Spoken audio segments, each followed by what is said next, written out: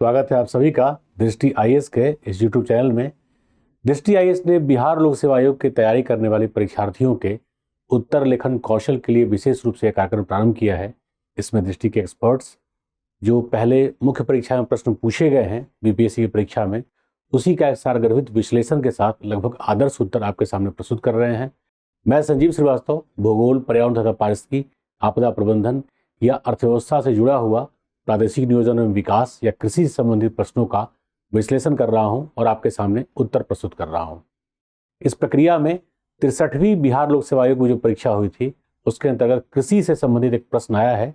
वैसे बिहार लोक सेवा आयोग में जब भी कृषि से संबंधित प्रश्न आया है वो बड़ा ही तकनीकी आधारित प्रश्न रहा है, कई डायमेंशन के साथ जुड़ा हुआ रहा है। आज का प्रश्न भी कुछ ऐसा ही है। तो 63rd बीपीएससी में मुख्य परीक्षा में जो प्रश्न आया था उसी का विश्लेषण करते हैं हम लोग और जानते हैं इसका उत्तर क्या होगा। चलते हैं, पहले प्रश्न को देखते हैं। यदि प्रश्न को देखा जाए तो वर्तमान में भारतीय कृषि की प्रमुख समस्याओं पर प्रकाश डालते हुए उन्हें दूर करने हेतु सुझाव दें। देखिए ध्यान से, ये भारतीय कृषि की बात तो कर रहा है, साथ ही साथ प्रश्न में वर्तमान भी जुड़ा हुआ है। वर्तमान में भारतीय कृषि की प्रमुख समस्याओं पर प्रकाश डालते हुए उन्हें दूर करने का सुझाव दें। तो पहले हमें वर्तमान में जो भारतीय कृषि की समस्याएं हैं और उन्हें दूर करने के उपाय, एक मतलब प्रश्न दो भागों में बटा हुआ है। तो पहले भाग में दो चीज हमें जानना है। पहला, भारतीय कृषि की समस्या क्या है, और दूसरे भाग में जानना है साथ ही भारतीय कृषि के विकास हेतु, भारतीय कृषि के विकास हेतु सरकार द्वारा चलाए जा रहे प्रमुख कार्यक्रमों की चर्चा करें। अर्थात सिंपल ये है कि जो भारतीय कृषि की समस्याएं हैं उनको दूर करने के लिए सरकार क्या उपाय कर रही है, कार्यक्रमों के माध्यम से किस प्रकार उसे दूर करने का प्रयास कर रही है, हम इसे जानेंगे। तो जनरली या सामान्यतः जब भी मैं प्रश्न का विश्लेषण करता हूं इस यूट्यूब चैनल दृष्टि आईएएस के जो यूट्यूब चैनल है उसके माध्यम से, तो मैं उसके 3 भागों में बांटकर बताता हूं। पहले मैं बताता हूं प्रश्न की मांग क्या है, अर्थात रिक्वायरमेंट ऑफ द क्वेश्चन। प्रश्न की मांग को यदि ध्यान से देखा जाए तो इसमें प्रश्न 2 भागों में बटा हुआ है। प्रश्न का 2 भाग है। जो प्रथम पार्ट है वो कृषि के समस्या से है, कृषि के समस्या, लेकिन वर्तमान में ध्यान रखना है, इसको मैं थोड़ा चेंज भी कर दे रहा हूं। वर्तमान में जो कृषि की समस्या है उसको हमें जानना है।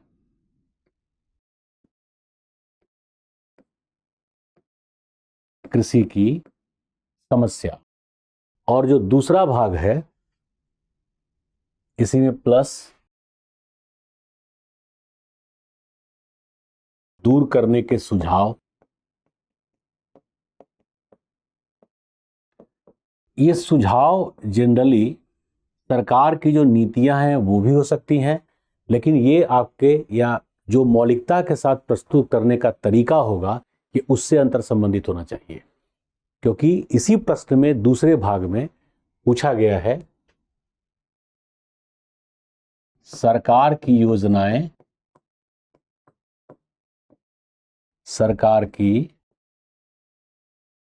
योजनाएं कृषि में व्याप्त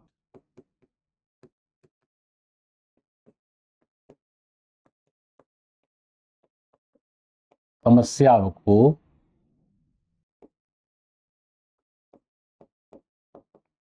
दूर करने हेतु।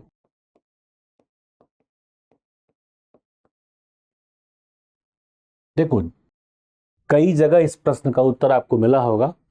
कृषि बहुत ही डायनेमिक है, बहुत स्मार्टली यदि आप आईसीआर तक के सूचनाओं को यदि जोड़ोगे तब इसका उत्तर आपको व्यवहार में मिल पाएगा, और तभी बहुत बेहतर आपको अंक भी मिलेगा। इसके लिए जरूरी है कि आप उन चीजों को सीखिए, जानिए, है ना। तो प्रश्न का मांग यही है प्रश्न के मांग में सबसे पहले अगर हम लोग 300 शब्द का एक प्रेजेंटेशन बनाएं 300 शब्द में, तो पहले हम लोग इसको एक्सप्लेन करेंगे लगभग 75 शब्दों में, फिर इसको एक्सप्लेन करेंगे लगभग 50 शब्दों में, तो बढ़ के 75 150 में चला जाएगा, और लगभग 150 में या 100 भी कह सकते हैं, 100 शब्दों में हम लोग इसको लेके चलेंगे। तो प्रश्न की मांग सिंपली यही है कि भारतीय कृषि में वर्तमान में जो समस्याएं हैं, लेकिन बहुत बेहतर, अर्थात यहाँ पर चूंकि ये सामान्य तौर पर विद्यार्थियों को पता होता है कि भारतीय कृषि में क्या क्या समस्या है, छिपी बेरोजगारी है, उत्पादकता कम है, गहनता कम है, लाभ कम है, या वर्षाधीन कृषि है, कृषि मॉनसून के साथ जुआ है, ये ऑलमोस्ट सबको पता है। फिर किस प्रकार से प्रेजेंटेशन बनाया जाए कि बहुत शानदार या बहुत बेहतर अंक मिले ताकि अच्छे रैंक के साथ चयनित हो सकें, वही तरीका है उत्तर लेखन कौशल। पॉइंट्स तो आपके पास होने ही चाहिए, बिना तथ्य का तो विश्लेषण होगा नहीं, तो पहले तथ्य हमारे पास होना ही चाहिए, लेकिन प्रेजेंटेशन यहाँ बहुत मायने रखेगा, और प्रेजेंटेशन के तरीकों को मैं यहाँ पे बताना चलूंगा। तो प्रश्न की सिंपल मांग यही है, जिसको हम कहेंगे प्रश्न की मांग। प्रश्न की मांग में हमें यही जानना चाहिए, ठीक है। तो पहला पार्ट ए है ये, इसमें 2 चीजें हैं, और पार्ट बी में सरकार की योजनाएं हैं, है ना। ऐसे प्रश्नों में यदि विद्यार्थी बेहतर तैयारी करके आए हैं, तथ्य के साथ, अवधारणा के साथ, चार्ट, मॉडल, डायग्राम के साथ, तो 600 शब्द में भी वो लिखेंगे तो उनके पास शब्द कम होने लगेगा, क्योंकि इसमें कंटेंट और कंसेप्ट दोनों ही बहुत ज्यादा है। केवल आप भारतीय कृषि की समस्या पर भी लिखते हैं ना, तो 300 शब्द आप आराम से लिख सकते हैं बेहतर पॉइंट्स के साथ। केवल ऐसे की तरह उसको हम बढ़ाते या विश्लेषित करते नहीं चलेंगे। अब हम चलते हैं जानने प्रेजेंटेशन क्या होगा इस प्रश्न का। प्रेजेंटेशन का मतलब होता है किस धारा प्रवाह या किस क्रम में हम इस उत्तर के पॉइंट्स का निर्माण करेंगे, फिर कैसे कैसे किन किन पॉइंट्स को प्रस्तुत करेंगे, उसको हम कहेंगे प्रेजेंटेशन। तो प्रश्न की मांग आप समझ गए होंगे। अब चलते हैं जानने कि प्रेजेंटेशन क्या होगा, अर्थात प्रस्तुतिकरण।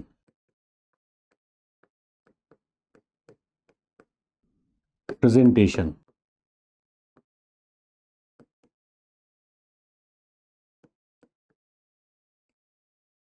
प्रस्तुतिकरण।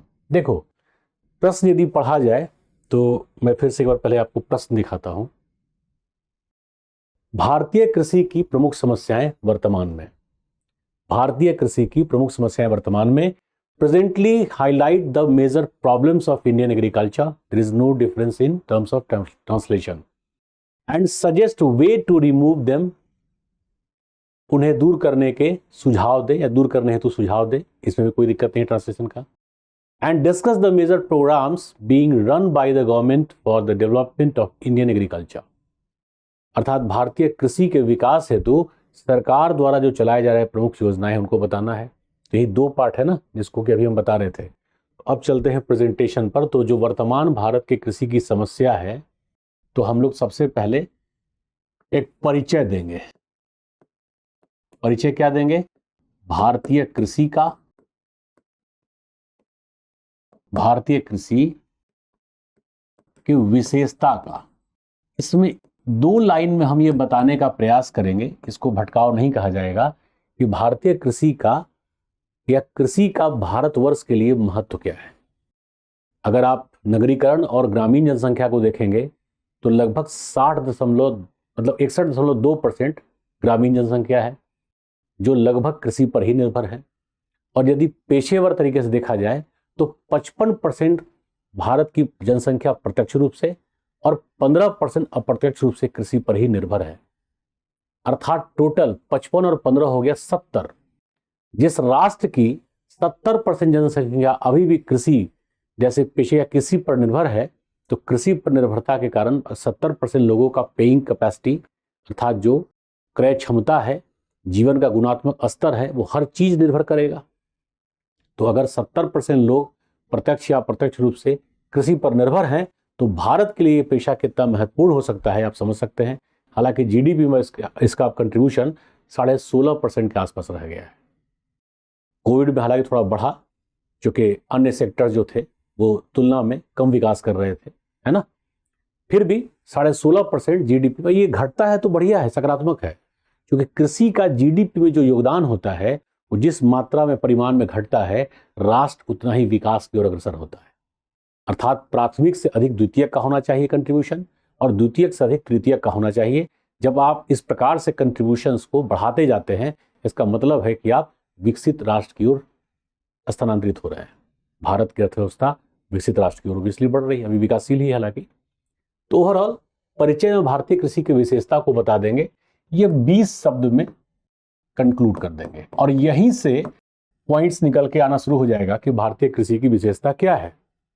क्योंकि जो भारतीय कृषि की विशेषता है, 70% लोग प्रत्यक्ष या अप्रत्यक्ष रूप से निर्भर हैं, यही तो भारतीय कृषि की समस्या भी है। आखिर छिपी हुई बेरोजगारी क्यों है? क्योंकि इतने ज्यादा लोग निर्भर हैं कृषि पर। तो पॉइंट से पॉइंट निकलेगा, इसी को कहते हैं बेस्ट प्रेजेंटेशन। जैसे एक के बाद दूसरा लग रहा है कि दूसरा पहले से निकला है, तीसरा दूसरे से निकला है, ऐसे एक क्रम चले। जैसे परिवार में होता है ना, दादाजी, पिताजी, बच्चे, फिर उसके बाद की पीढ़ी, तो ऐसे कंसिक्वेंट एक चेन बनाना पड़ेगा, तो उसको कहते हैं बेस्ट प्रेजेंटेशन। तो यहां पर परिचय हम लेंगे, जिसको हम कह सकते हैं इंट्रोडक्शन। इसके पश्चात हम लोग आ जाएंगे भारतीय कृषि के समस्या पर। भारतीय कृषि के समस्या पर यहां पर मैं एक फ्लो चार्ट यूज करूंगा, उस फ्लो चार्ट में जितनी भी लगभग समस्याएं हैं उन सबको दिखा दूंगा, और बड़ा ही साइंटिफिकली डिमार्केट करके। साइंटिफिकली डिमार्केट करने का मतलब होता है कि भौतिक स्तर पर किस प्रकार की समस्याएं हैं, या प्राकृतिक स्तर पर कह सकते हैं, भौतिक ही कहेंगे क्योंकि भूगोल भी है ये। भौतिक स्तर पर क्या है, आर्थिक स्तर पर क्या है, सामाजिक सांस्कृतिक स्तर पर क्या है, सरकार के नीतिगत स्तर पर क्या है। सरकार ने नीतियां तो बना दी हैं, कई प्रकार के कार्यक्रम चला दिए हैं, लेकिन उन कार्यक्रमों को व्यवहार में अमली जामा पहनाया जा सका है कि नहीं, यह भी तो देखना पड़ेगा। तो यहाँ पे जो चार्ट बनेगा, फ्लो चार्ट, ये एक बार में बता देगा एग्जामिनर को कि आप इंडियन एग्रीकल्चर से कंसर्न जो प्रॉब्लम्स हैं उसके प्रति अवेयर हैं कि नहीं, और कितने साइंटिफिकली अवेयर हैं। वो चार्ट बहुत रिमार्केबल होगा। वही एग्रीकल्चर के डिटरमिनेंट फैक्टर्स भी हैं, है ना। तो यहां पर मान के चलिए कि हम 25 शब्दों का चार्ट देंगे और थोड़ा इसी का विश्लेषण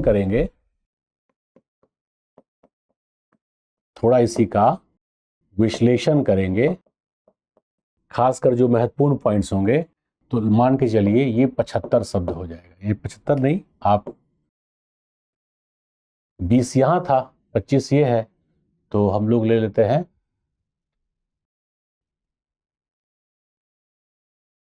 55 शब्द ले लेते हैं। 55, ठीक है, 80 20 100 शब्द का ये हो गया। सॉरी, हमें 150 का लेना था ना। हाँ ठीक है, 100 शब्द का ये हो गया। अभी तक हमने 100 शब्द का प्रेजेंटेशन बनाया। अब हम 50 शब्द का बनाएंगे, जो उपाय था, सुझाव, हमारे सुझाव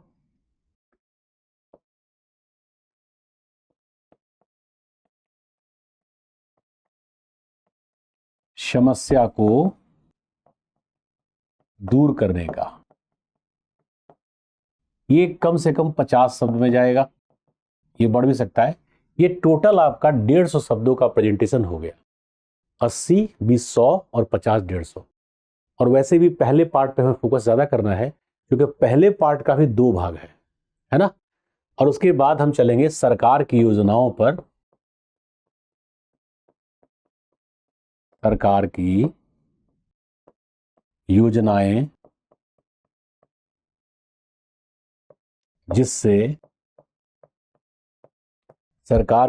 जिससे कृषि में व्याप्त समस्याएं दूर हो सकती हैं।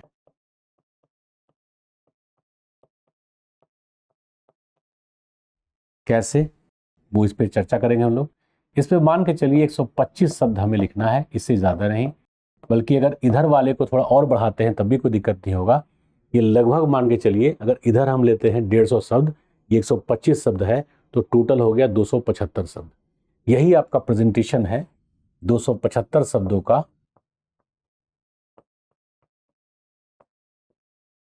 इसी डायरेक्शन में हम लोग प्रश्न का उत्तर लिखेंगे। अब हम लोग चलते हैं प्रश्न के उत्तर की ओर। अर्थात मैंने कहा ही था आपसे कि हम 3 भाग में बांट करके इसका विश्लेषण करेंगे। पहले बताएंगे प्रश्न की मांग क्या है। तो प्रश्न 2 भागों में बटा हुआ है। पहले भाग का फिर से 2 भाग था, कृषि की समस्याएं क्या है और उससे बचाव के या समस्याओं को दूर करने के लिए सुझाव दें। और दूसरे फेज में है कि सरकार की योजनाएं कैसे इसको समस्याओं को दूर किया जा सकता है, कृषि का विकास कैसे हो सकता है। फिर से एक बार आप प्रश्न को देख लीजिए। भारतीय कृषि के विकास हेतु सरकार द्वारा चलाए जा रहे प्रमुख कार्यक्रमों की चर्चा करें, है ना। थोड़ा सा इसके उत्तर को मैं पर्सपेक्टिव प्लान से भी जोड़कर दिखाऊंगा आपको, प्रादेशिक नियोजन और विकास से भी जोड़ के दिखाऊंगा, ताकि बहुत बेहतर गुणवत्ता युक्त नंबर आ सके आपको। तो पहले क्या था, परिचय है। परिचय में क्या क्या हमें देना है, भारतीय कृषि की विशेषता देना है, भारतीय कृषि की विशेषता को देना है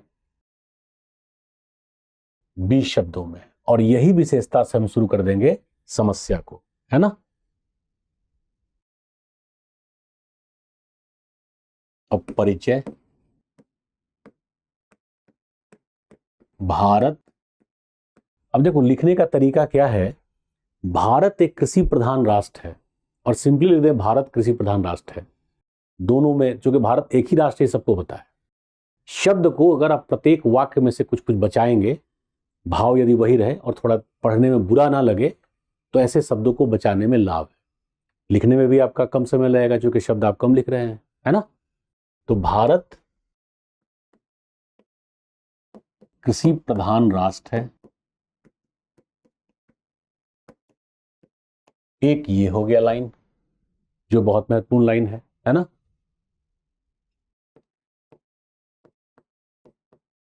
जिसकी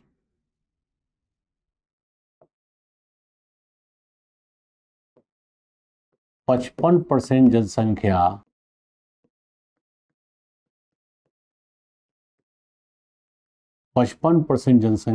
प्रत्यक्ष एवं 15% जनसंख्या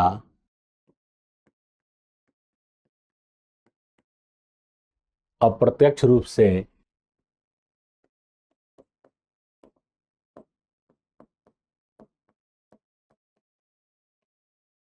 कृषि पर निर्भर है।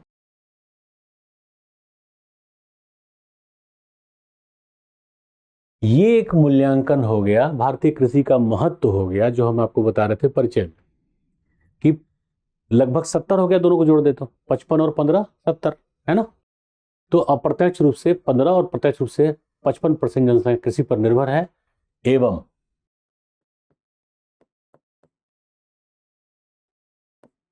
अब यहां भारतीय कृषि की बजाय सीधे कृषि लिखते हैं। एवं कृषि का समन्वित बेहतर विकास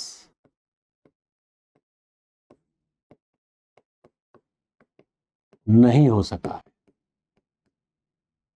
समन्वित बेहतर विकास नहीं हो सका है। अब देखो यहीं से प्रश्न का जो पहला भाग है कि कृषि में व्याप्त समस्याओं को बताइए, सामने आ गए आपके। भाई कृषि पर निर्भर है और कृषि ही विकसित नहीं है, तो समस्या तो अपने आप होगी, है ना। तो कृषि का समन्वित बेहतर विकास नहीं हो सका है। कृषि में व्याप्त प्रमुख समस्याएं,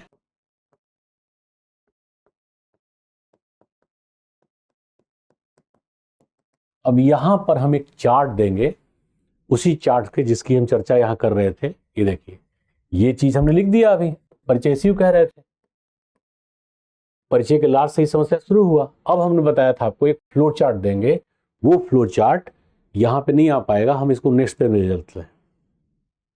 फ्लो चार्ट कैसे बनेगा, भारतीय कृषि में व्याप्त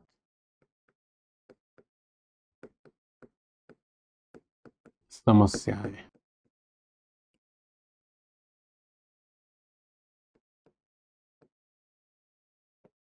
अब देखो इसके भौतिक कारक होंगे समस्याओं के, है ना,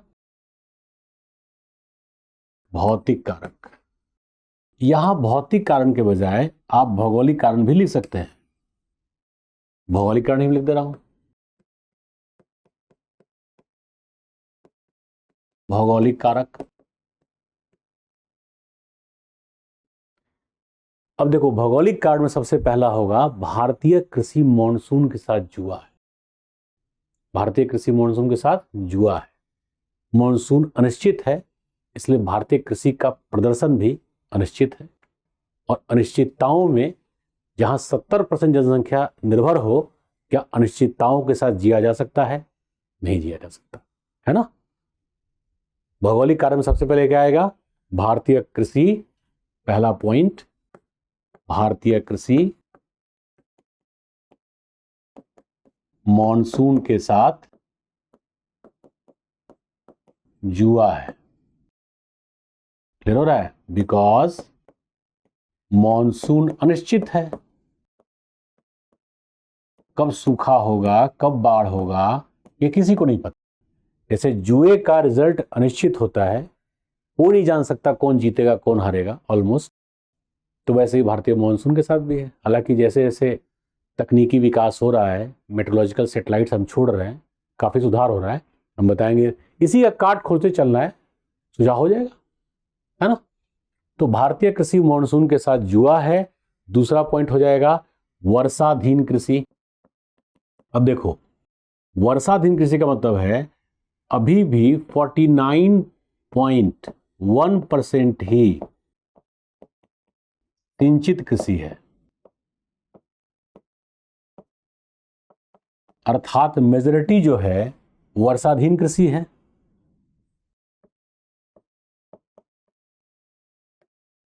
इसको ऐसे ना लिख करके सिंचित कृषि अर्थात 51% वर्षाधीन कृषि है अभी भी भारतवर्ष में। वर्षाधीन का मतलब होता है वर्षा पर आधारित कृषि। साथ ही वर्षा के वितरण में विषमता है।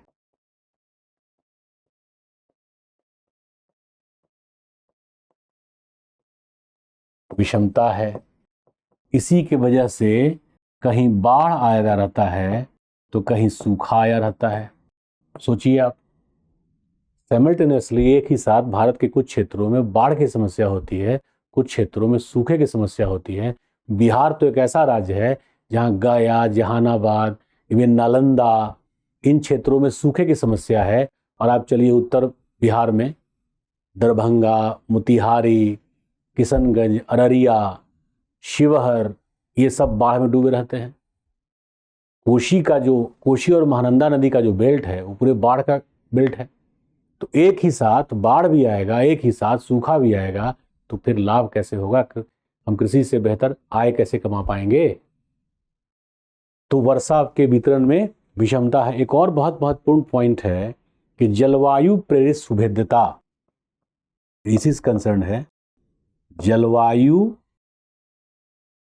आधारित आपदा सुभेद्यता, इसमें आएगा बाढ़, सूखा, महामारी, ये सब इसमें आता है। भाई प्रत्येक वर्ष की ये समस्या है, लेकिन सवाल बिहार का नहीं, पूरे भारतवर्ष की समस्या है। भारत में जहां बाढ़ आना है वहां नहीं आता है। इस बार क्या हुआ है मानसून में? इस बार लानिनो वर्ष। इसके पहले जो मानसून का परफॉर्मेंस रहा है, राजस्थान में, गुजरात में खूब बाढ़ आया, मध्य प्रदेश में खूब बाढ़ आया, और बिहार और पूर्वी उत्तर प्रदेश में, असम में भी बाढ़ आया, बट बिहार, पूर्वी उत्तर प्रदेश और पश्चिम बंगाल में वर्षा की मात्रा कम। इसलिए चावल का फसल इस बार बिहार में और पूर्वी उत्तर प्रदेश में, जहां सिंचाई की बेहतर सुविधाओं का विकास नहीं हो सका है, वहां कम होगा। सोचिए, ऑब्वियसली ये बहुत बड़ा समस्या है। एनीवे, तो ये हो गया भौगोलिक कारक। इसको थोड़ा सा मैं इस तरफ कर दे रहा हूं। ये हो गया भौगोलिक कारक, है ना। भौगोलिक कारक आपको बढ़िया समझ में आ गया होगा। इसके अलावा मृदा के पोषण क्षमता में कमी, मृदा के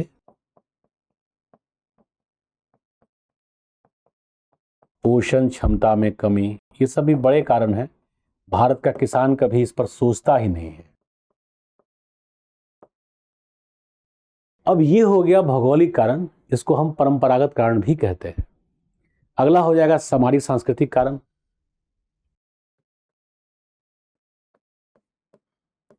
सामाजिक सांस्कृतिक कारण,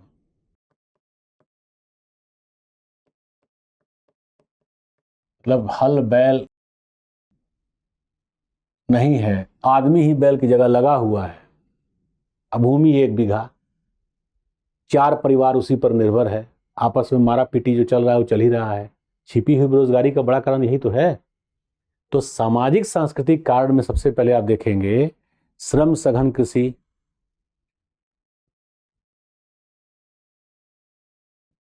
मैं कलर चेंज कर ले रहा हूं ताकि मिक्सअप ना हो पॉइंट। श्रम सघन कृषि अर्थात सीधा स्पष्ट हो गया तकनीकी का अभाव।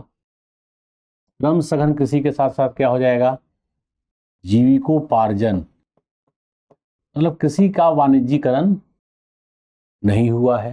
ये आगे पॉइंट के तौर पे आएगा। तो जीविकोपार्जन कृषि,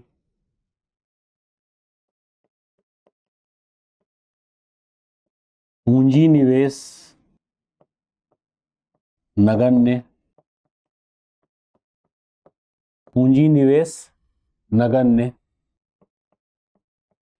खाद्य संस्कृति, हम अभी भी यही मान के चलते हैं कि मतलब कृषि की प्रक्रिया से भरपेट बढ़िया खाने को मिल जाए तो हमें ईश्वर को धन्यवाद कर देना चाहिए।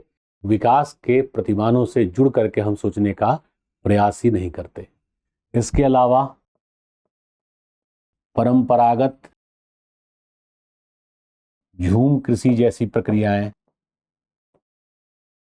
झूम कृषि जैसी प्रक्रियाएं कहीं ना कहीं भारतीय कृषि के पिछड़ेपन का यह भी कारण है। और असल में श्रम सघन कृषि का होना, जीविकोपार्जन कृषि का होना, पूंजी निवेश नगण्य होना, बोले ना कि हल बैल, तो बैल नहीं है तो कोई बात नहीं, हम है ना, हम ये खेत जोतेंगे। बीज परंपरागत जो खेत में उगाया गया उसी को फिर बो देना है।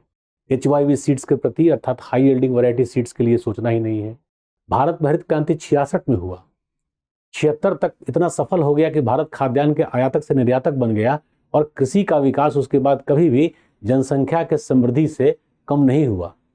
हालांकि अभी दूसरे हरित क्रांति का रिकमेंडेशन आ चुका है प्रोफेसर स्वामीनाथन के द्वारा, जो भारत में हरित क्रांति के जनक हैं, लेकिन इसके बावजूद भी आप देखिए कि हरित क्रांति सफल हुआ भारत में आज से लगभग 50 साल पहले, बट अभी भी 75% एरिया में हरित क्रांति के अवयवों का प्रॉपरली वितरण नहीं हो पाया है। ये बहुत बड़ा पॉइंट है। अर्थात तात्कालिक सफलता से हम इतने खुश हो गए कि हम उसके साथ साथ उससे 5 गुना और बेहतर कर सकते थे, उस पर कभी हमने सोचा ही नहीं। हम खुशी मनाने में रह गए और या जो पिछड़े हुए थे उनको हमने वैसे ही छोड़ दिया। अब इसमें जो आधुनिक फैक्टर्स हैं इनको जरा हम लोग देखते हैं। आधुनिक फैक्टर्स, आधुनिक घटकों में सबसे पहले आएगा संरचनात्मक कारक।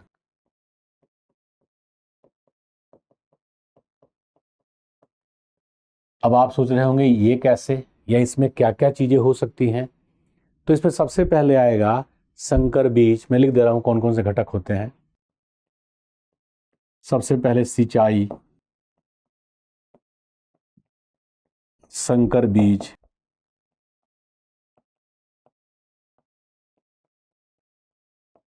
रासायनिक उर्वरक,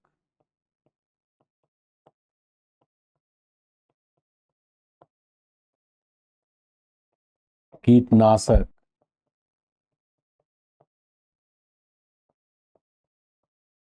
वाणिज्यिक ऊर्जा,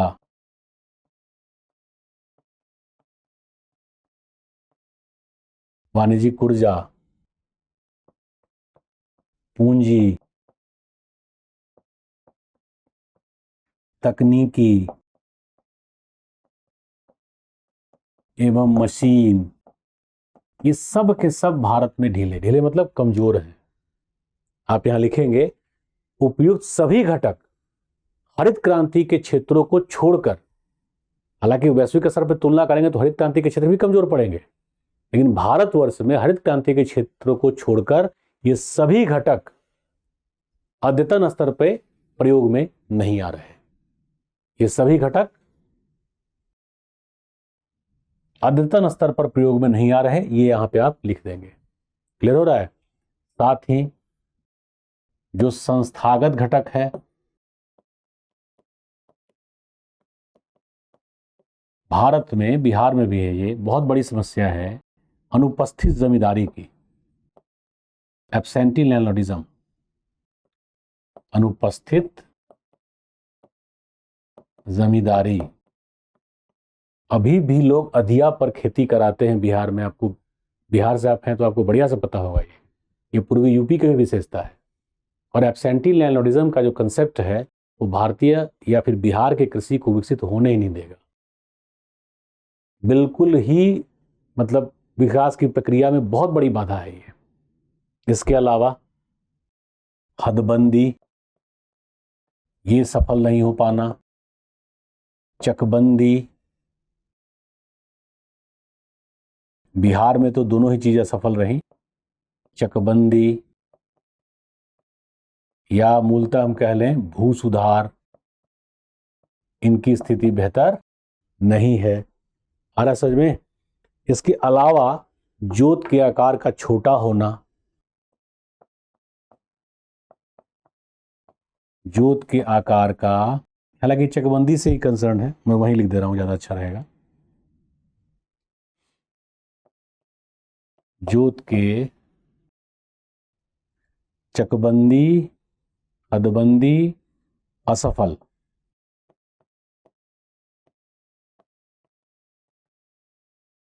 इसलिए समस्याएं। आर्थिक जोत का नहीं होना, आर्थिक जोत का नहीं होना,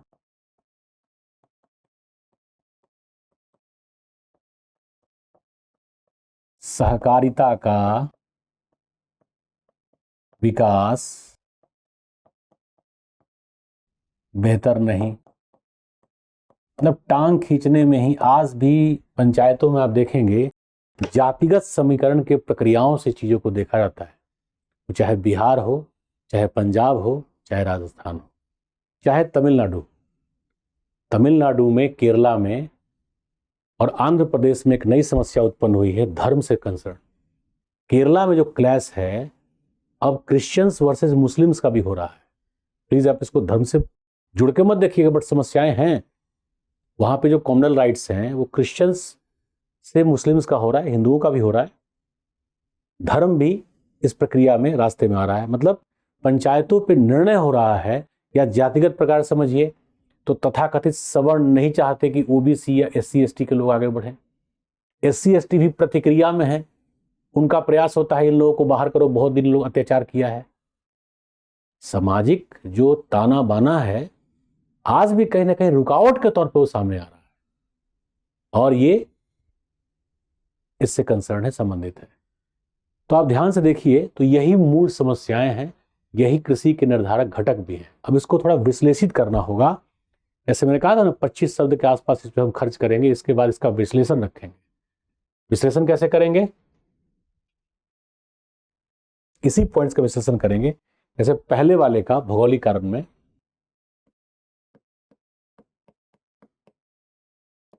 भौगोलिक कारणों में भारतीय कृषि मॉनसून के साथ जुआ है,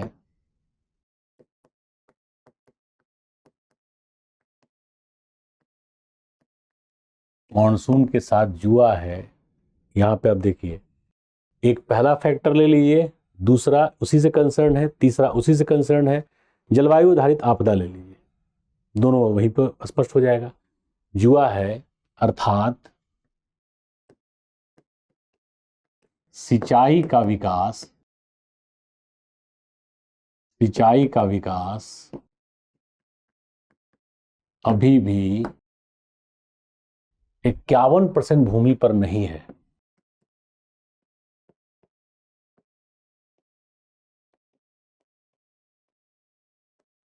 इक्यावन % भूमि पर नहीं है। साथ ही मॉनसून की प्रवृत्तियां, मॉनसून की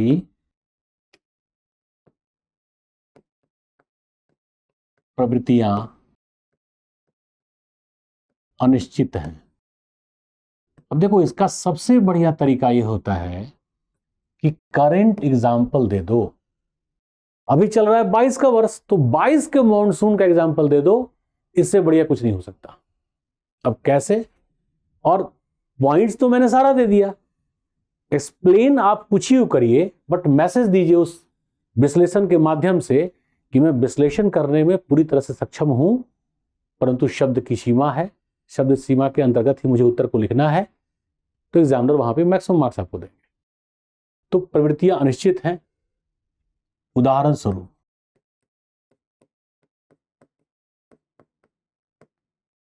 2022 वर्ष 2022 लानिनो वर्ष है। अभी चूंकि चल ही रहा है, लानिनो वर्ष है। क्लियर हो रहा है? मौसम विभाग का सामान्य पूर्वानुमान था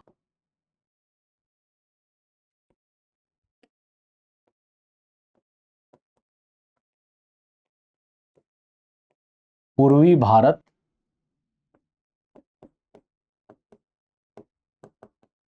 में बाढ़ एवं शेष क्षेत्रों में अधिक वर्षा, शेष क्षेत्रों में अधिक वर्षा होगी। परंतु इस वर्ष पश्चिम बंगाल, बिहार, झारखंड, पूर्वी यूपी एवं पूर्वी यूपी में 12% कम वर्षा। देखो निश्चितता कैसे है। इसी वर्ष मौसम विभाग ने घोषित किया कि पूर्वी भारत मतलब बिहार, बंगाल, असम में वैसे बाढ़ था, तो छोड़ देते हैं, पूर्वी यूपी, झारखंड, इन क्षेत्रों में बाढ़ आएगा, अधिक वर्षा होगी। लेकिन जितनी वर्षा होनी चाहिए उससे 12% वर्षा कम हुई। 12% से सूखा तो नहीं आता, लेकिन उत्पादकता तो घटेगा ना। जो एल नीनो के समय उत्पादकता घटता है उसको हम कंपनसेट करते हैं लानिनो के समय, बट लानिनो के समय भी कंपनसेट कहां हो पाया। साथ ही कम वर्षा हुई, साथ ही राजस्थान, गुजरात, मध्य प्रदेश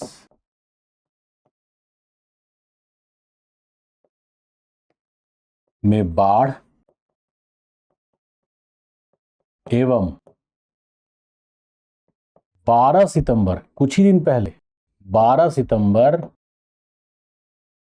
2022 को बेंगलुरु में अभूतपूर्व बाढ़, बेंगलुरु में कभी बाढ़ आता ही नहीं था, बेंगलुरु में अभूतपूर्व बाढ़।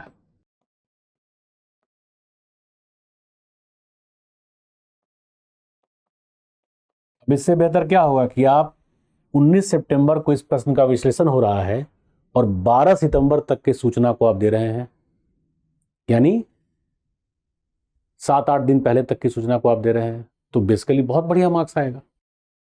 अब इसमें क्या हुआ कि आप प्लानिंग नहीं कर पाएंगे, कहाँ बढ़ाना चाहिए जब वहां नहीं हो रहा है, तो अनिश्चितता है। अनिश्चितता में नियोजन, जैसे एक होता है ना कि कोई बॉलर किस टाइप का बॉल फेंकता है पता ही नहीं है, बस एकाएक बॉल आ जा रहा है। तो बल्लेबाज के लिए अगर पहले से पता हो कि ये बॉलर इस प्रकार का बॉल फेंकता है, तो उस प्रकार के बॉल की प्रैक्टिस होगी, उसी माइंडसेट से खेला जाएगा। ये पता ही नहीं कब ये क्या करेगा टाइप का मामला है। मॉनसून बिल्कुल अनिश्चित है, और इस अनिश्चितता में हमारे कृषि का समृद्धि दर, हमारे कृषि से प्राप्त फसल, उत्पादन, उत्पादकता, ये सब का सब अनिश्चित हो जाता है। तो कृषि से आय भी अनिश्चित हो जाएगा। आ रहा है समझ में? अब यहां पे एक मॉडल दे देना है, मॉनसून अनिश्चित है,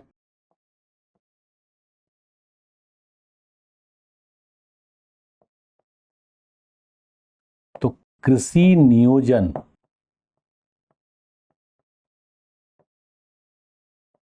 अनिश्चित होगा।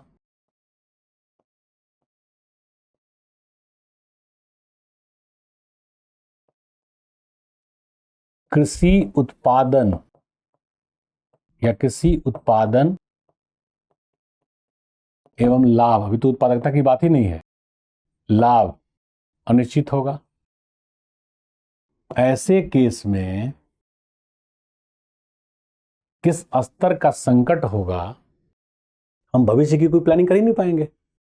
अब बेहतर क्या है कि यहीं पर इसका उपाय लिख देना है, क्योंकि एक तारतम्यता से, एक धारा प्रवाह से उपाय भी सामने आ जाएगा, है ना।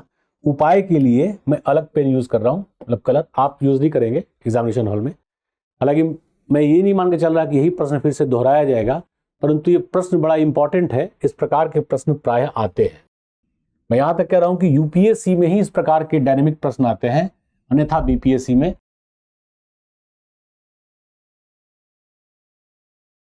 अब देखो, सिंपली अगर आपसे पूछा जाए तो क्या कहिएगा? आप कहिएगा जल प्रबंधन किया जाए, अर्थात जलाधिशेष के जल को जलाभाव वाले क्षेत्रों में स्थानांतरित किया जाए, सिंचाई के सुविधाओं का विकास किया जाए, यही तो है अवसंरचनात्मक कारक।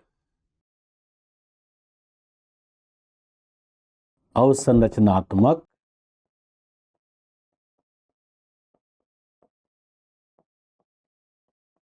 घटकों के विकास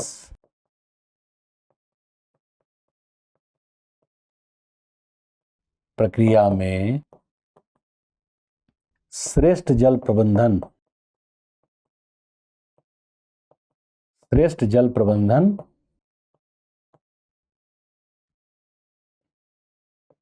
जिसके अंतर्गत, अब बिहार में ही मान लो बाढ़ है, सुपौल, अररिया, सहरसा, मधुबनी, दरभंगा, चूंकि आप इन जिलों से ज्यादा परिचित होंगे, और गया, जहानाबाद, नालंदा, इनमें लगभग सूखा है, राजगीर आदि में। तो यदि वहां के जल को यहां लाके दे दिया जाए तो वहां बाढ़ से मुक्ति मिलेगा और यहां सूखा से मुक्ति मिलेगा। तो जिसके अंतर्गत जलाधिशेष, जलाधिशेष क्षेत्रों के जल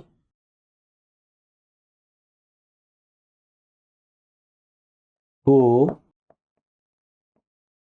जलाभाव वाले, जलाभाव वाले क्षेत्रों में स्थानांतरण,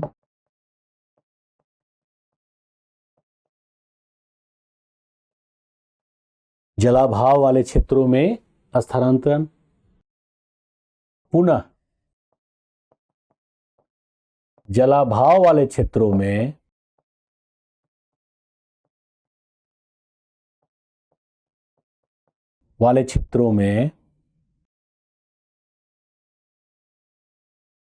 जल संभर प्रबंधन,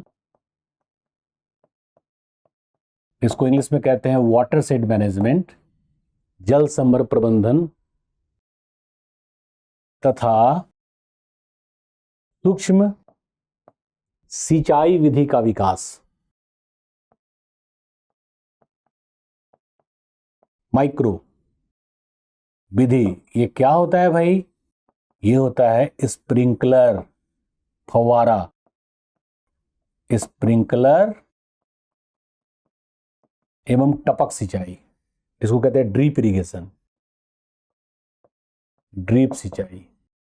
इसमें जल का बहुत ही मतलब मैक्सिमम यूज होता है। सिंचाई विधि का विकास।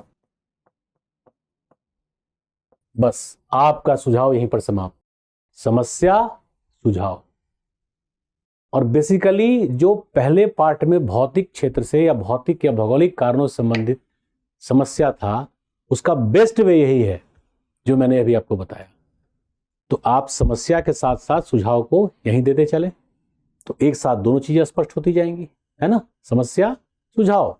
अब अगला समस्या क्या है देखिए, तो अगला समस्या है हमारी सांस्कृतिक स्तर पर। तो देखो, जनसंख्या को आप एकाएक कम नहीं कर सकते, लेकिन जो छिपी हुई बेरोजगारी है, श्रम सघन कृषि है, तो कृषि का वाणिज्यीकरण करना होगा।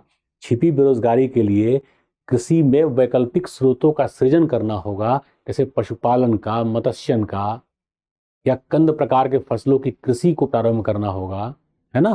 तो ये हमारी सांस्कृतिक समस्या भी काफी हद तक दूर होगा।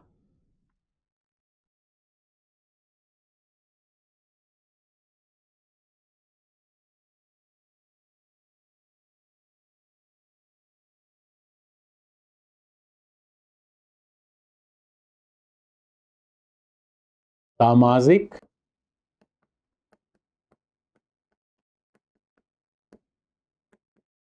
सांस्कृतिक समस्याओं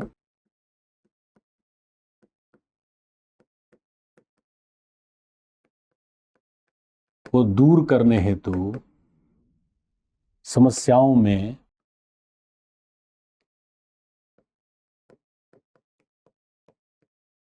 श्रम सघन कृषि, श्रम सघन जीविकोपार्जन,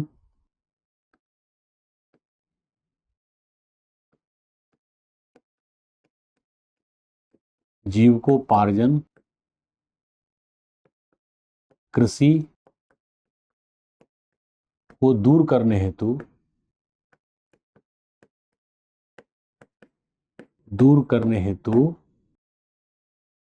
रोजगार के वैकल्पिक अवसरों का सृजन, वैकल्पिक अवसरों का सृजन, जैसे पशुपालन, पशुपालन, मत्स्यन, डेयरी उद्योग, या पशुपालन से स्पष्ट हो ही जाएगा, मुर्गी पालन, मुर्गी, इसे कुक्कुट पालन भी कहते हैं, मुर्गी पालन, बकरी पालन आदि। साथ ही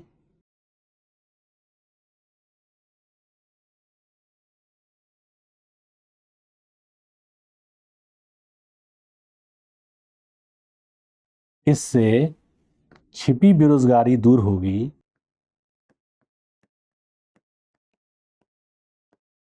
छिपी बेरोजगारी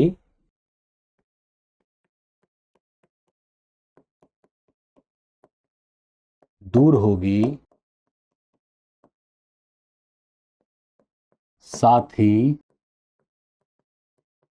कृषि के वाणिज्यीकरण, कॉमर्शलाइजेशन ऑफ एग्रीकल्चर के प्रक्रिया का प्रारंभ करना चाहिए या प्रारंभ होना चाहिए।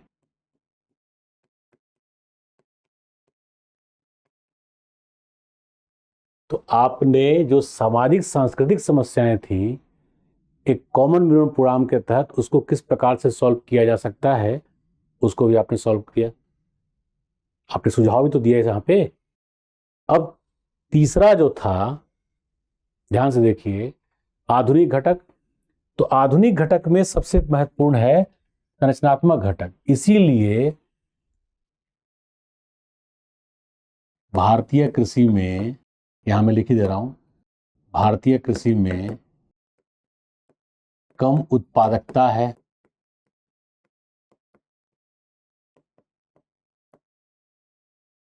कम गहनता है, कम दक्षता है, या इसी को कहेंगे लाभ, इसी की कमी की वजह से। तो आगे विश्लेषण में लिखते वैसे इसको बता रहे हैं कैसे होगा। तो यहां पर देंगे हम लोग, मैं चेंज कर दे रहा हूं कलर। भारतीय कृषि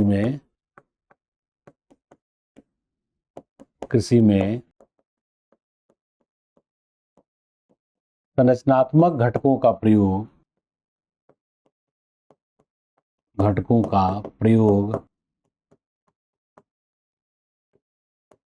पंजाब, हरियाणा,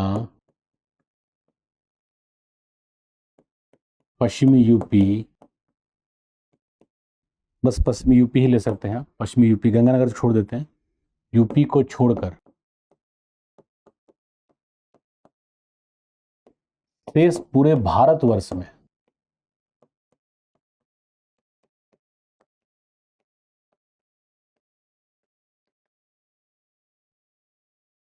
में बेहतर नहीं है। नीति आयोग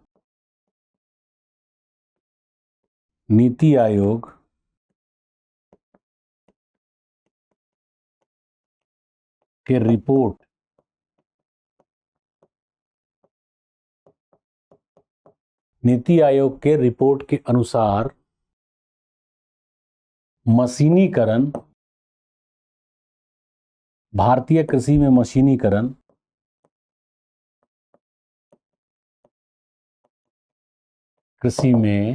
मशीनीकरण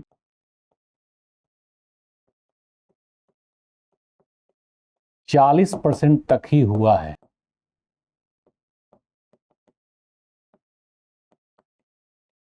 जो कृषि के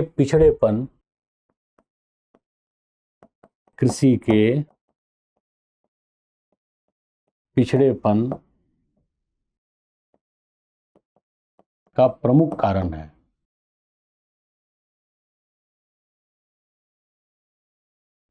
आ रहा समझ में?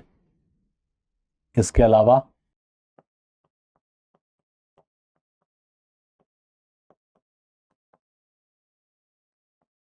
HYV बीज, हाई यील्डिंग वैरायटी बीज, ये आप शॉर्ट में भी लिखने चल जाएगा। HYV बीज रासायनिक उर्वरक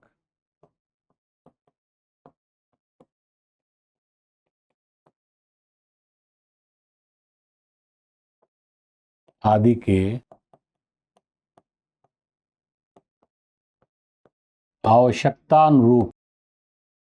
आवश्यकता के अनुरूप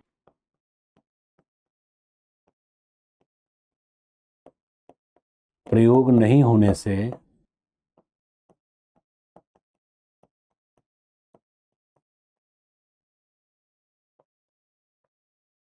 कृषि उत्पादकता, कृषि गहनता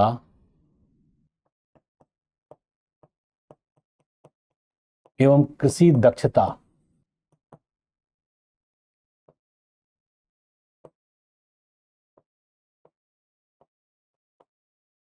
उत्पादकता प्रोडक्टिविटी, गहनता इंटेंसिटी, कृषि दक्षता लाभ से कंसर्न होता है, दक्षता, तीनों ही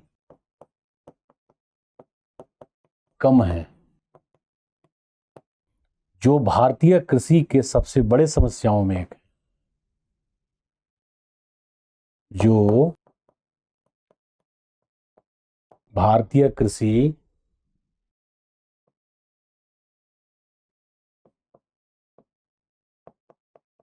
के सबसे बड़े समस्याओं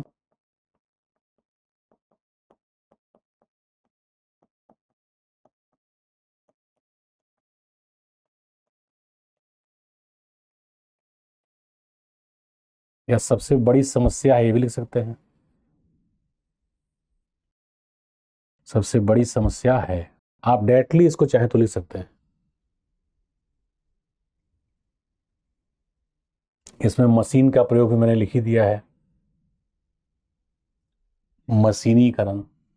सोचिए 60% कृषि हल बैल और हमारे परंपरागत तकनीकी के आधार पर हो रहा है, तो विकास कहां से होगा।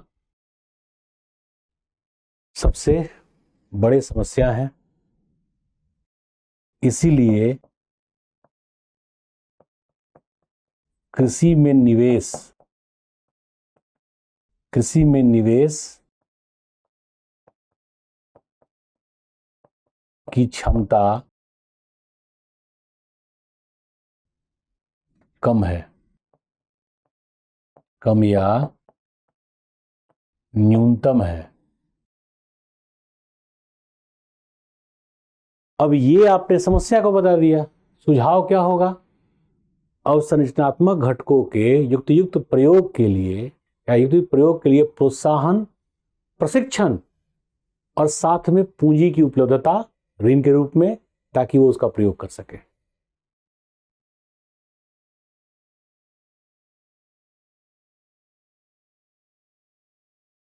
इस समस्या पर नियंत्रण हेतु, ये आपका सुझाव हो जाएगा, इस समस्या पर नियंत्रण हेतु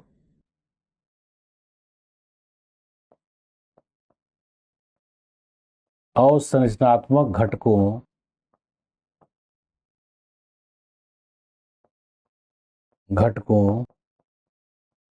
के प्रयोग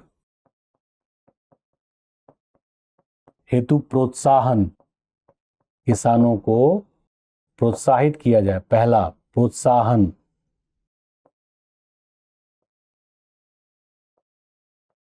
कौमा, प्रशिक्षण। ध्यान रखिएगा, किसान क्या करता है, NKP, नाइट्रोजन पोटेशियम फास्फोरस मिला के जाके खेत में डाल देता है। यह जानने का प्रयास भी नहीं होता कि वहां नाइट्रोजन कम है या फास्फोरस कम है या पोटेशियम कम है। उत्तराखंड में, हिमाचल प्रदेश में नाइट्रोजन पर्याप्त है। इसके लिए पर्वतीय मिट्टी या वनीय मिट्टी भारत की एकमात्र मिट्टी है, या नाइट्रोजन पर्याप्त है। लेकिन देहरादून के जो बासमती राइस का कृषि होता है देहरादून में, या गन्ने की कृषि होती है, वहां पर भी नाइट्रोजन पर्याप्त मात्रा में किसान मिला देता है। एक परंपरागत सूचना है, उस सूचना को फर्स्ट फॉलोअप कर लिया जाता है। नाइट्रोजन की अधिकता की वजह से गन्ने मोटे हो जाते हैं, परंतु उसमें जो चीनी के अकॉर्डिंगली रस प्रिपेयर होना चाहिए, बेहतर चावल जो उत्पादित होना चाहिए, वो तुलना में कम हो पाएगा। तने बड़े हो जाएंगे और उस पर दाने यानी फसल जो है कम आएगा। तो एप्रोप्रिएट प्रशिक्षण भी हमें देना पड़ेगा कि भाई इसको प्रयोग में तुम कैसे लोगे। देखो, भारत में दूरदर्शन का सबसे बोरिंग प्रोग्राम रहा है कृषि दर्शन, थोड़ा उसको इंटरेस्टिंग भी बनाया जाए। लेकिन ICAR ने कई ऐसे कार्यक्रमों को प्रारंभ किया है, जैसे किसान कॉल सेंटर। आप कॉल करेंगे, जिले का नाम बताएंगे, वहां से आपको सूचना मिलेगा कि आपकी मिट्टी में इन इंग्रेडिएंट्स की कमी है। किसान कॉल सेंटर सूचना तंत्र। तो प्रोत्साहन, प्रशिक्षण एवं वित्त पोषण की व्यवस्था,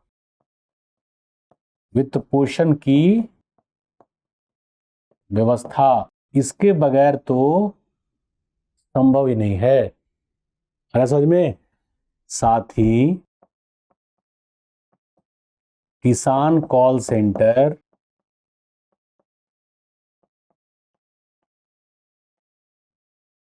प्रकार के कार्यक्रम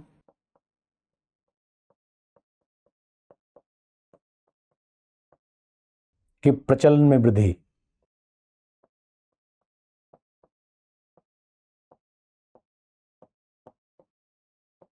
मतलब किसी को डिफिशियंसी है विटामिन बी का या विटामिन सी का, मान लीजिए विटामिन सी कम है और विटामिन बी खूब है, उसके पास पर्याप्त भरा हुआ है, और तड़ातड़ विटामिन बी का भी टेबलेट खाया जा रहा है। हमको एनर्जी यार मिलना चाहिए, क्या आपको लगता है फायदा होगा। ये परंपरागत एक कंसेप्ट है कि कुछ कमजोरी टाइप का फील हो रहा है, कुछ वीकनेस टाइप का फील हो रहा है, तो दवा ले लो। विटामिन का मिल गया मुफ्त में तो चाँप ही दो, या सस्ता मिल गया तो चाँप लो। लेकिन बॉडी में किस विटामिन की कमी है बिना ये जाने खाना तो हानिकारक हो जाएगा ना। कमी सी की है, सी महंगा है तो नहीं लेंगे, भले खाना सी ही था। बी सस्ता है, भरपूर है बॉडी में, फिर भी उसी को चापे हुए हैं। समस्या है। और भारत कृषि में इसलिए प्रशिक्षण की व्यवस्था, किसान कॉल सेंटर जैसे प्रोग्राम्स का प्रचलन बढ़ाया जाना ये बहुत जरूरी है। उपयुक्त से उत्पादकता में, उत्पादन में या कृषि की प्रक्रिया में विकास प्रारंभ हो जाएगा। आ रहा समझ में? उपयुक्त कारणों से, मैं प्रश्न करके लिखता हूं, उपयुक्त कारकों से या कारकों द्वारा, कार्यों द्वारा ज्यादा अच्छा रहेगा, कार्यों द्वारा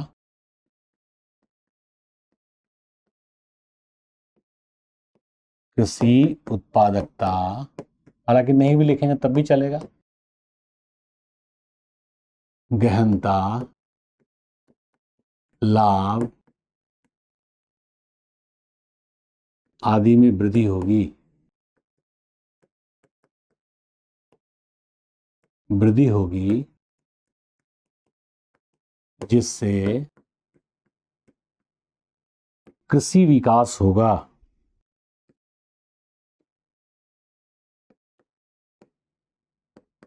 कृषि विकास होगा।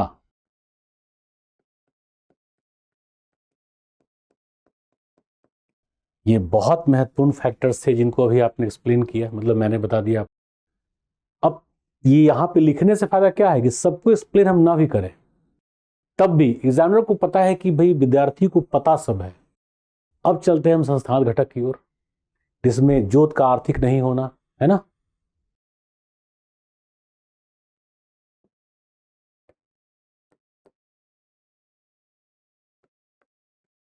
संस्थागत घटक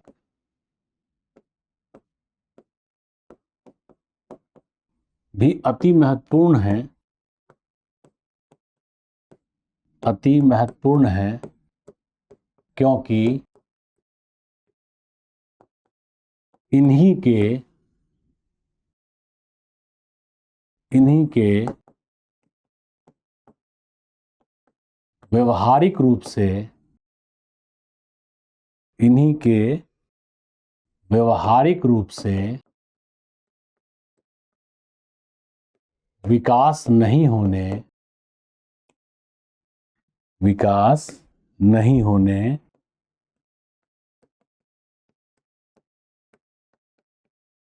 नहीं होने के कारण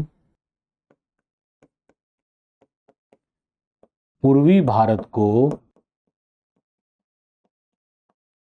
हरित क्रांति हेतु, ये बहुत बड़ा फैक्टर लिख रहा हूं मैं अभी, पूर्वी भारत को हरित क्रांति हेतु चयनित नहीं किया गया था। अगर हरित क्रांति हेतु चयनित किया जाता तो हो सकता है बिहार की दशा और दिशा कुछ और होती। सुशासन बाबू कह तो सब कुछ रहे हैं, आर्थिक विकास की प्रक्रिया में, प्रति व्यक्ति आय के प्रक्रिया में बिहार पहले भी बॉटम पे था, आज भी बॉटम पे है। तो काहे का सुशासन? कहाँ है सुशासन?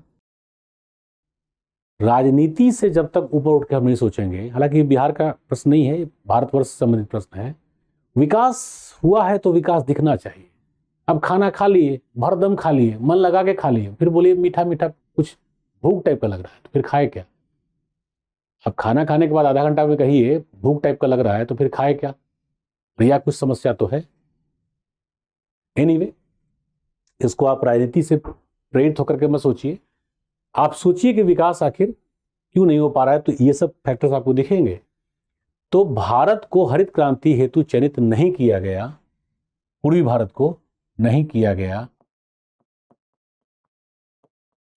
परिणाम स्पष्ट है।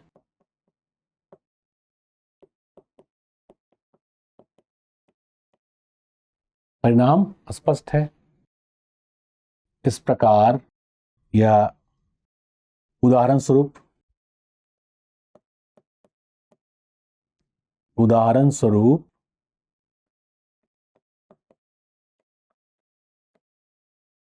बिहार का ले लेते हैं। बिहार में अभी भी हदबंदी असफल है।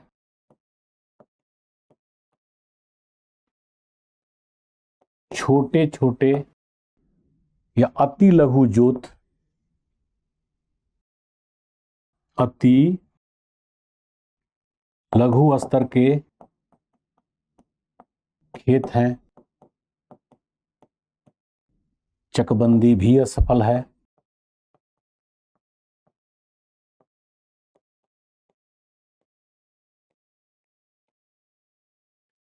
सहकारिता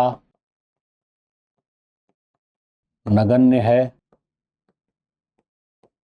सहकारिता नगण्य है। आ रहा है समझ में? उपयुक्त परिस्थिति में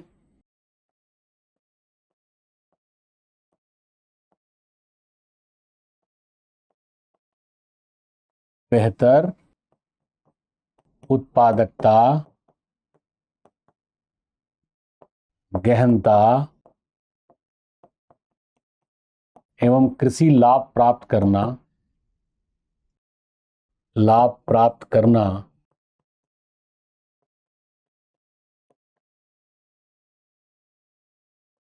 अति कठिन है। मैं नामुमकिन नहीं लिख रहा हूं, परंतु लगभग नामुमकिन ही है। अब ये हो गया प्रॉब्लम। सॉल्यूशन क्या है, सुझाव क्या आप देंगे? तो सरकार प्रतिबद्धता के साथ हदबंदी, चकबंदी, भू सुधार कार्यक्रमों का क्रियान्वयन करे। अब यहां पे सुझाव, सरकार प्रतिबद्धता, प्रशासनिक प्रतिबद्धता होगा। सरकार प्रशासनिक प्रतिबद्धता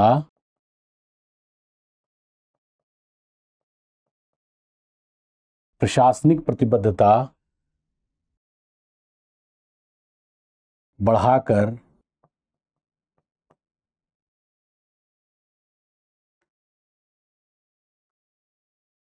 संस्थागत घटकों, या संस्थागत लिख देते हैं, संस्थागत घटकों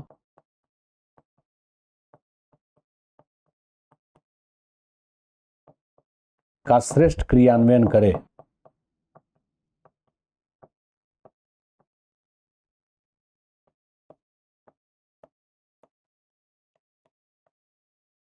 साथ ही ये केवल सरकार से ही नहीं होगा। हम केवल सुशासन बाबू को या किसी को भी, सुशासन बाबू तो उस समय थे भी नहीं जब हरित क्रांति हुआ था। हरित क्रांति के समय तो जो भी लोग थे, अब नाम लेकर के क्यों उनको बताना है, बट सब के सब सोए हुए थे मक्खी मार की तरह।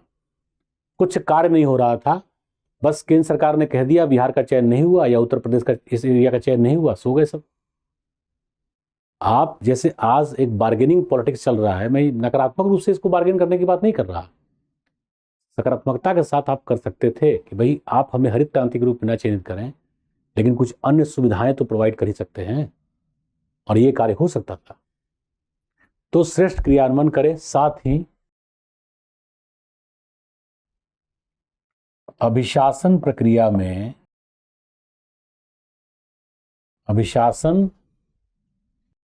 प्रक्रिया के अंतर्गत जनता सकारात्मक रूप से सहभागिता को सुनिश्चित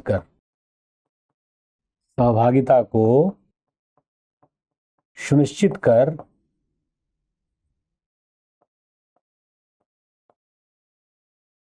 कार्यक्रम को सफल बनाए।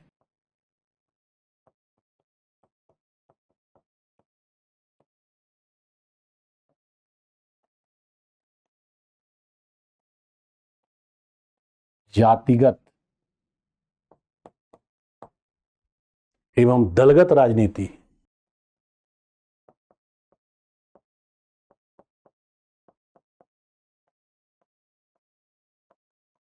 के ऊपर उठकर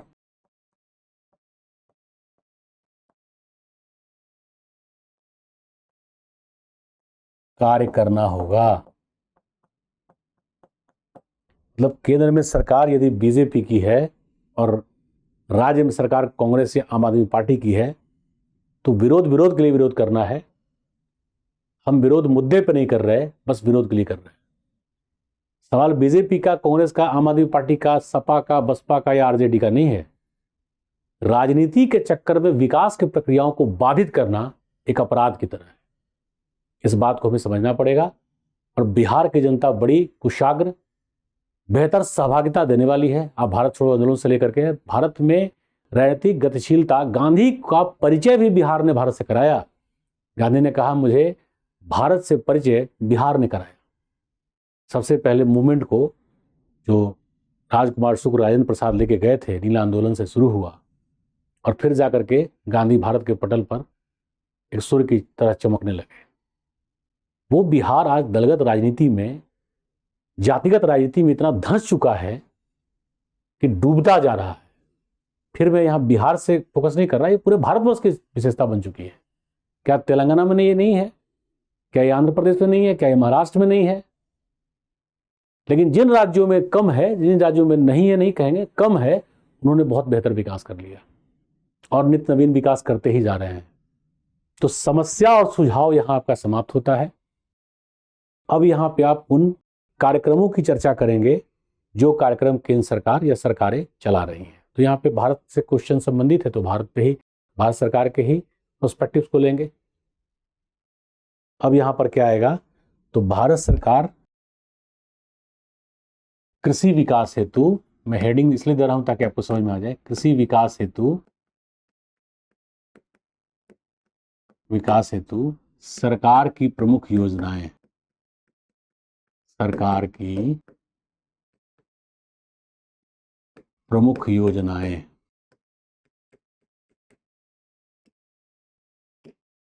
इसमें 5, 7, 8 योजना का तो नाम देना ही चाहिए। जैसे कृषि विकास हेतु किसान सम्मान निधि योजना,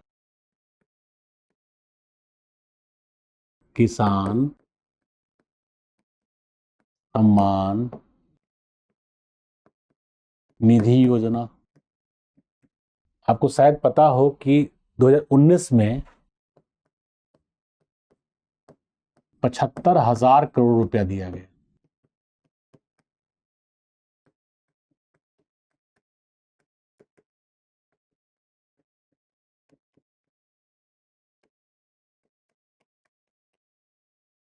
लेकिन तब तक आ गया कोविड-19। तो कोविड-19 के प्रक्रिया में कई चीजें थी जो थोड़ी सी, इसमें 6,000 रुपया कृषकों के खाते में डायरेक्ट,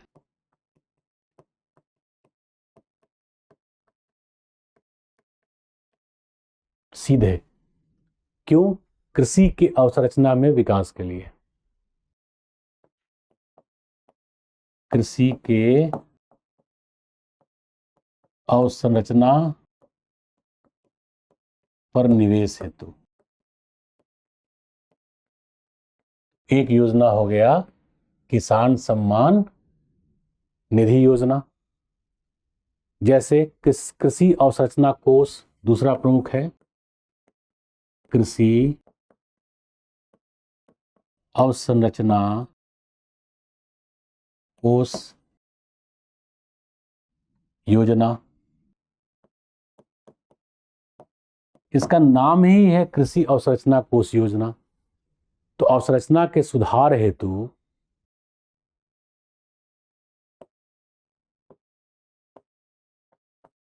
अवसंरचना के सुधार हेतु 2 प्लान था, तात्कालिक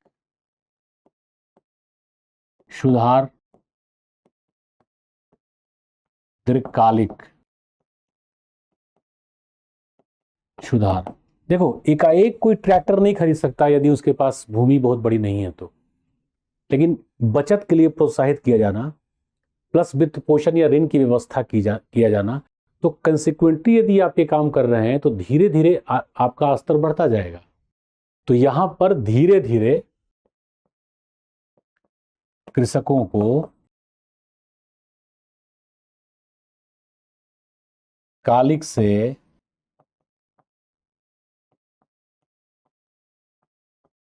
दीर्घकालिक स्तर पर आधारभूत प्रकार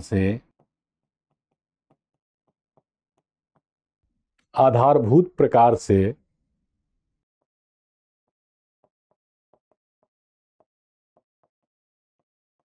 में निवेश एवं सुधार,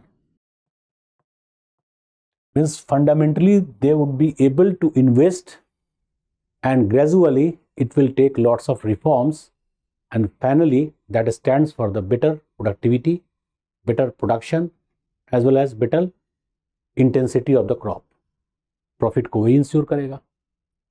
इसके अलावा जैविक खेती को बढ़ावा दिया जाना,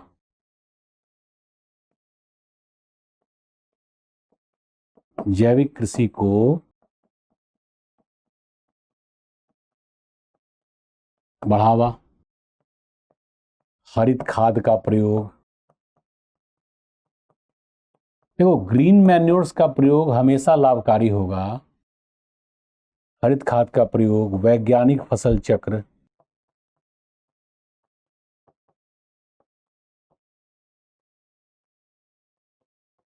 कई ऐसी चीजें हैं जिसको यदि हम ग्राउंड लेवल पर रियलिटी के तौर पे करें तो लाभ हो सकता है। जैसे mission organic value chain development, मैं बता दे रहा हूं, पूर्वोत्तर भारत में मिशन, देखो पूर्वोत्तर भारत में खासकर अरुणाचल प्रदेश में, असम में ये प्रोग्राम चल रहा है। इसके अंतर्गत ऑर्गेनिक वैल्यू मिशन,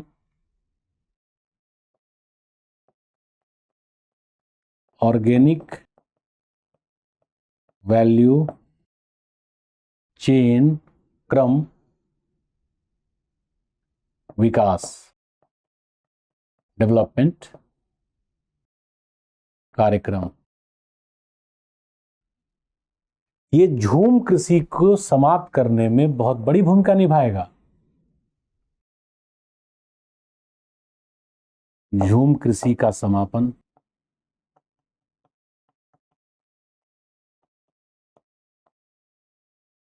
एवं उत्पादकता में वृद्धि,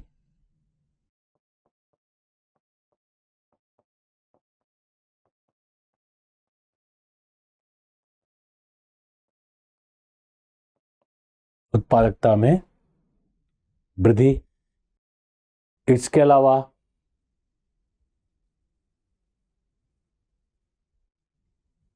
एकीकृत बागवानी विकास मिशन, एकीकृत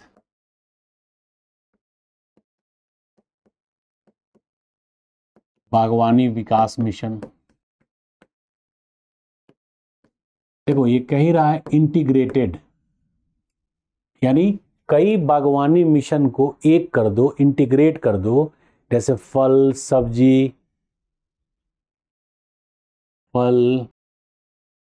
सब्जी कंद, चारा या जल कृषि जिसमें मशरूम,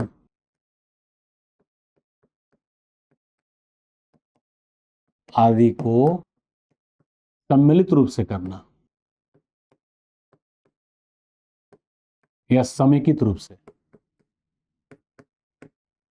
इंटीग्रेट कर दो। अब ये बिहार के लिए बहुत बढ़िया मॉडल है। जैसे दरभंगा, मधुबनी या सहरसा, पूर्णिया, कटिहार, किशनगंज, शिवहर, इन जिलों में दल मखाना या मखाना आपने सुना होगा, ड्राई फ्रूट्स और बिहार बहुत ज़्यादा, सबसे ज़्यादा उत्पादकता भारतवर्ष में बिहार में वही उसी क्षेत्र में होता है। उसको तेजी से बढ़ाने की आवश्यकता है। सिंघाड़ा वही तालाब आदि पौंड आदि में होता है, सिंघाड़ा कृषि बहुत तेजी से बढ़ाने की आवश्यकता है। इसके अलावा मशरूम की कृषि हरा सच में, और जो थोड़े ड्राई वाले एरियाज हैं वहां पर सब्जी फल जो जिस प्रकार से हो सकता है, तो बागवानी जो एकीकृत मिशन है ये बहुत अच्छी तरह से इसको लाभकारी बना सकता है। इसके अलावा किसान क्रेडिट कार्ड योजना, क्रेडिट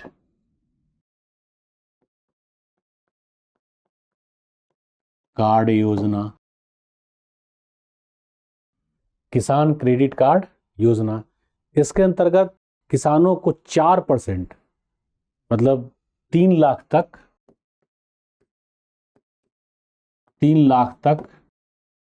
4% इंटरेस्ट ब्याज पर ऋण उपलब्ध है। अब इसका फायदा देखो, प्राइवेट बैंक्स भी 6% तक इंटरेस्ट देते हैं। अब इसका किसान, खासकर बिहार के, उत्तर प्रदेश के किसान इसमें खूब माहिर है। मतलब कृषि पर निवेश करें ना करें, क्रेडिट से पैसा लिए, बैंक में एफडी कर दिए, 6.5% का इंटरेस्ट लिए और 4% का इंटरेस्ट भर दिए। अब वो भी अगर डुबा सकते हैं तो बचा लिए, बाकी तो फायदा ही फायदा है। एनीवे, बट इससे आप निवेश में, मतलब कृषि में निवेश बढ़ा सकते हैं। कृषि में निवेश में वृद्धि, कृषि निवेश में ही वृद्धि काफी है। कृषि निवेश में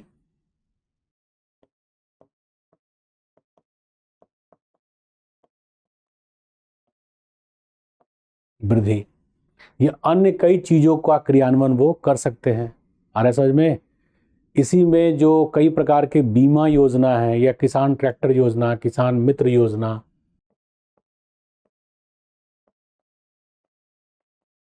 किसान ट्रैक्टर योजना,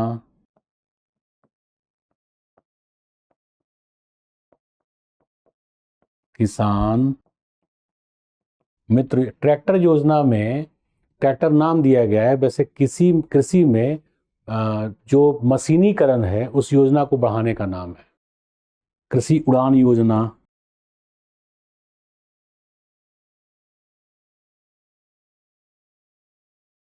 कृषि उड़ान योजना। इसी के अलावा जैसे फसल बीमा योजना,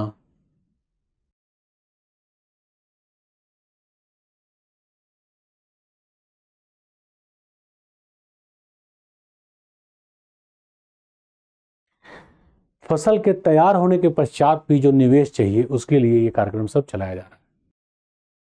प्रधानमंत्री फसल बीमा योजना कहते हैं इसको, प्रधानमंत्री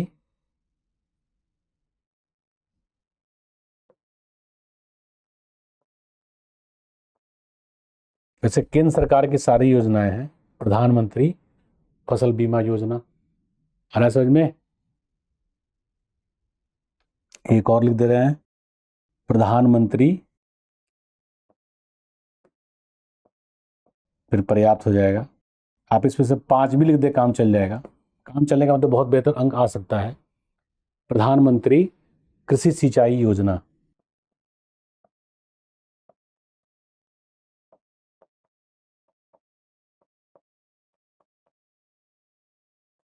और तब आप एक कंक्लूजन दे दीजिए जिसको कहते हैं निष्कर्ष, कि उपयुक्त कार्यक्रमों के द्वारा, मैं यहां पे लिख दे रहा हूं अगले पेज पे, उपयुक्त कार्यक्रमों के द्वारा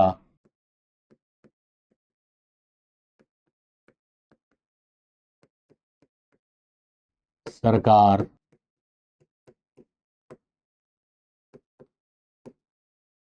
कृषि गहनता, उत्पादकता,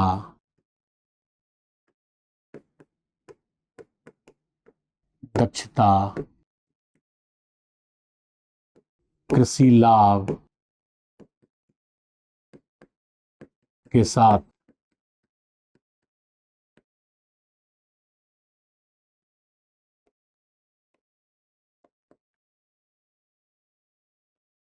कृषि का सतत पोषणीय, थोड़ा सा इसको जोड़ दीजिए, सस्टेनेबल हो गया, सतत पोषणीय या धारणीय विकास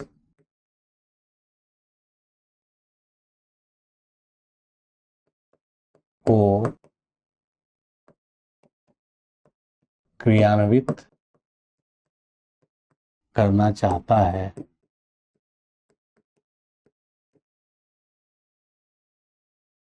यदि इसको व्यवहारिक रूप से क्रियान्वित किया जाए तो ये संभव भी हो सकता है। यही इस प्रश्न का उत्तर है। काफ़ी तकनीकी प्रश्न है ये, बहुत सारे पॉइंट्स जबकि मैंने छोड़ दिया। और आपको पता ही है बीपीएससी में ज्योग्राफी ऑप्शनल काफ़ी डिटेल में पूछा जाता है। हालांकि ऑप्शनल के भी कई परीक्षार्थियों से मैंने बात किया कि भाई इस प्रश्न का उत्तर तुम कैसे दोगे। अधिकांश परीक्षार्थी कि सर ऐसे ऐसे डायरेक्शन तो दे देते हैं लोग, इसके उत्तर लिखते समय फिर पॉइंट्स इधर का उधर होने लगता है। तो पहले पार्ट का 2 पार्ट था, कृषि की समस्या और आपके सुझाव, और साथ साथ सरकार की योजनाएं। ऐसा भी हो सकता है कि आप एक साथ लिखें, परंतु अगर आप प्रेजेंटेशन बढ़िया प्रेजेंटेशन बनाते हैं तो पहले पार्ट को एक साथ लिखें और दूसरे पार्ट को एक साथ, ताकि क्लैरिटी से दिखे कि परीक्षार्थी ने किस किस तरीके से किस किस पॉइंट को कैसे कैसे एक्सप्लेन किया है।